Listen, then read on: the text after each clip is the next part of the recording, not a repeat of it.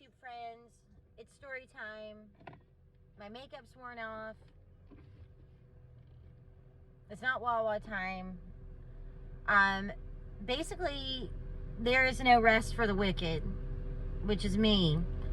I've been, after recording your all's videos, I had to submit a long form article, which is badass, talking about fake mastermind groups. And I totally busted this dude from the cheer industry. Pixie Chick Dust or whatever your name, whatever your screen name is. I know you in real life, okay? You know who I'm talking about. The mastermind himself. I completely just like cracked on him in this whole article. It was so funny. Not hateful, but truthful, okay? And then I've been doing this like messaging back and forth with, I have a, what is it? An understudy? Something. I don't, apparently I'm really popular in India, which is badass, right? Like, I've never even been to India. I like curry, man. I will fuck up some curry. Like, me and curry are friends. So my girl, Sarah Tendryan, it's now Sarah Cloud, her grandmother used to make us real curry, like from scratch, because she was from India. And she would make us curry every weekend. It was the best curry I'd ever eaten in my entire life. It puts anything you've ever tasted to shame. So India is definitely on my bucket list. I did have a good buddy who, I didn't know this, right? So we'd been kicking it and like smoking weed and hanging out and whatever with this random dude, right? And he always kind of just looked dressed down, kind of like what I look like and whatever. It turns out he was like a semi-famous Bollywood star, except I didn't know it. I kept asking him if he wanted to borrow money, like if he was okay. Turns out he's, you know, loaded. So I kind of felt like a dumbass, but that's what happened. So anyway, I have this understudy. I don't know if that's what it is. Assistant? I don't know. Basically, I'm bouncing ideas off of him. He is in India, and I'm really, really excited. And no, I'm not lowballing him. It's not, oh, you're in India and I'm not going to pay. No, he's getting paid, honey. Like, he's getting paid. Good God, he's getting paid. So, dude, I'm exhausted. This is what they don't show you when they're like, oh, this is a day in the life of being a whatever. I used to follow this chick. It was like day in the life of a nursing student. I have no desire to ever be a nurse. I respect nurses. I'm so glad y'all are there. Dude, I went down the rabbit hole on her whole YouTube channel. Like, we were in pharmacology, and then we were doing the med surge rotation, and we were making flashcards. I was emotionally involved. But she didn't ever show this side of work. I'm not in nursing school because I don't want to do that. That sucks. I don't want to be a nurse. I would never be a nurse. Like, if one of my kids came home and was like, Mom, I really want to be a nurse, I'd be like, oh my, that's such a hard job. It's so hard. It's scary. I got a lot of respect for nurses, but dude, y'all work really hard. Like, and long hours, and just you're on your feet, and you're dealing with sick people and angry people and dead people and dying people, and y'all deal with a lot. So I wouldn't want to do that. But anyway, what they don't show you is, and keep in mind, I'm a fast writer. I'm a good writer. I'm good. I'm good. I'm not even gonna lie about that. I'm a very good writer. I'm a fast writer. But the problem is you have to produce so much content in order to stay relevant, right? Who was it? It was Eminem or Snoop Dogg. No one Snoop. He wouldn't say this. You know, it was the quote, you know, back in the days we were rapping for the hell of it. Now today we're rapping to stay relevant. So you got to stay relevant on your writing. Like, if news comes out, especially for me, because I do a lot of news related content and stock related content, news comes out, you have to be on it. Otherwise you've missed that opportunity. I think it may be a little easier if you're a fiction writer, but then at the same token, there are so many fiction writers that it's like, fuck, you know what I mean? You're going to have to write, 12 books a year. So everybody's like, I'm going to be a bestseller. I'm sure you will be. I'm sure you will be, and I hope you are. But you gotta produce the content. One bestseller does not buy you a yacht, honey. No, no. No. Unless you're like Michelle Obama, but she was already the first lady, so the odds were already in her favor. Like, she already was there. You know what I mean? So, for the rest of us mere mortals, like myself, you know, we got to stay on it. So, I've been writing and typing and texting and, and I got the master resale license for, I don't know, it's like a lot of ebooks. Like a lot. Like, I did a trade on, they needed some technical writing done, so I traded technical writing for some, they have the master rights to a database of, it's like articles and, oh God, it's articles and books and novels and reference materials and images and everything. It's a lot. Like, it's like 3 million things. I don't even know what I'm going to have to, after Christmas, I may need to hire one of y'all to help me. Pixie Dust Chick, I'm looking at you. You need to start answering your phone, because you don't answer your phone anymore. But literally, that's cool. So I've been trying to like sift through that, and then I'm, you know, on the brainstorming. I have fiction novel in the works, which is going to be cray, because it was kind of a like dare from Devin. Oh my God, the book's gonna be fantastic. It's all about a fairy goddaddy, right? Except he's kind of a fuck up, okay? He's kind of a fuck up, and it details him like trying to not fuck up his client, but he doesn't do a good job. It's awesome. It is so awesome.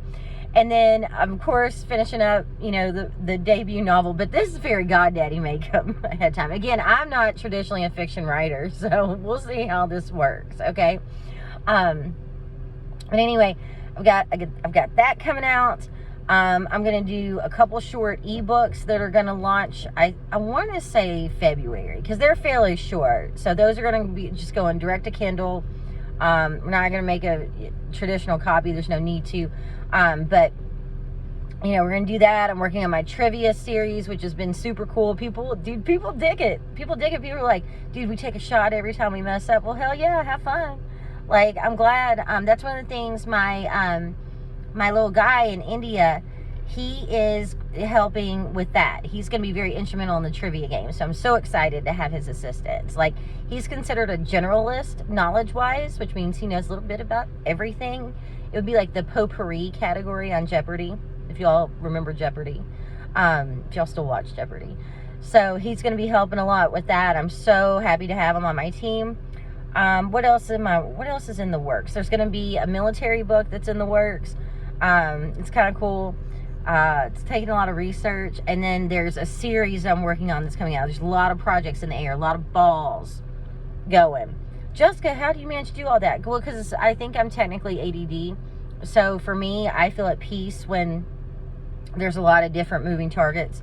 You know, plus it keeps me out of trouble, you know. So I've been staying out of the bars lately, and, you know, just really trying to hone in and put all my work in and get some good stuff rolling. I've seen the reward. You know, if you want to be successful at something, you got to put the work in. You know, my friend Rebel Panda, he's fantastic. He's from Syria. Not that that matters, but Rebel owns like several gas stations, okay? And I'll never forget, he told me, he said, Jessica, there's an Arabic saying, and it's so beautiful in Arabic, and I'm going to mess it up. But it says, you got to give 9 to get 10. And I really like that. Like, it hit me hard. You know what I mean? He said, you don't get anything without putting something out there first. And so I've definitely been trying to plant those seeds, and hopefully, you know, they'll harvest into something great. I'm really, really excited. People are just really responding to the work I'm putting out there. And, you know, I got asked to, you know, contribute for another publication, and they're asking me. Like, I didn't, like, email them and say, hey, what's up? I'm Jessica. Here's what I have. Like, they know who I am, and it's, like, mind-blowing. Like, I don't even know how they know me or what I write. And they're like, Jessica, we love your writing. Like, you know, it really hit me hard on this section, or, you know, when you were talking about your experience through this or that. And it made me feel good, because I was very hesitant. You know, I started out when I was just starting writing, and I knew I was writing the book, but I thought I'd start into, you know, article writing and stuff. And I was kind of boring. I was very, like, I held back. You know what I mean? Like, I was trying to be prim and proper at the table, you know. And I could have been much further along even than I am now, because I should have just been myself. When I'm spitting the real talk, when I'm talking real, that's when everybody is really responding. Okay? Don't try to be somebody else. Like, be yourself, because your people have to know who you are. Like, I was trying to be other writers because I saw them be successful. So I'm like, well, I know I'm a bad bitch writer, but so-and-so is doing this, this, and this, so I need to do this, this, and this. So I did, and you know what happened? Nothing. If only it was when my dad died. When Dad died is when everything changed for me. So about a month ago was when everything really kind of got some huge positive momentum, because I was so upset and I didn't know what to do and I couldn't cry about it. And I just wrote. And I wrote and I wrote and I wrote and I wrote till I was done. And I published it. I didn't edit it. I don't edit, just so you all know. I don't edit. I don't go back and change shit. I don't have a master plan and like all this other stuff. No, I write it and it's done. And I said what I said. Period. I know it's crazy. I don't edit. Not at all. No. Do you look for typos? Just no. What about a semicolon? No. E.T. the hip hop preacher says it best. I value winning more than I value structure. Okay? I'm trying to get my ideas out and into the world as soon as possible, because there's about 20 more ideas behind them. Okay? And we got to get them out there. So that's kind of my modus operandi, which is probably giving anybody with a master's in fine arts degree like a fucking heart attack. That's okay. Your professors are using some of my work to teach off of. So there you go. God, you'll probably think I'm a bitch. I kind of am. Oh well, whatever. So I know, like, there are like English teachers right now, like what the fuck? Like, don't let your students watch this, because they'll be like, oh my god. So anyway, I'm really tired and I have a couple more pieces to work on.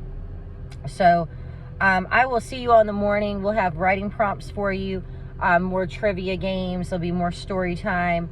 Give some updates on the writing. If any cool news happens, you know, like if Elon Musk decides to visit me in Jacksonville, hint, Elon, come visit Jacksonville. I think you would love it here. Like, I know you're moving your plant to Tesla, you know, like your Tesla to Texas, but I really feel like Jacksonville would be a much better plan, like a way better plan. Like, you need to move to Jacksonville.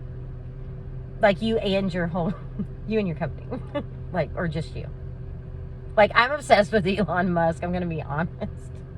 I'm so obsessed with Elon Musk. Like, I'm the biggest fan of Elon Musk ever. Like, ever. So, everybody, hit that like button, subscribe, share, comment. Let me know what you're going through. Dude, it's like 3 o'clock in the morning. I'm so tired. And I still have so much work to do. So, I will see you all next time. Hopefully, I get some of this stuff done so y'all can be downloading an ebook. That's right. Coming to a Kindle near you. Bye, everybody.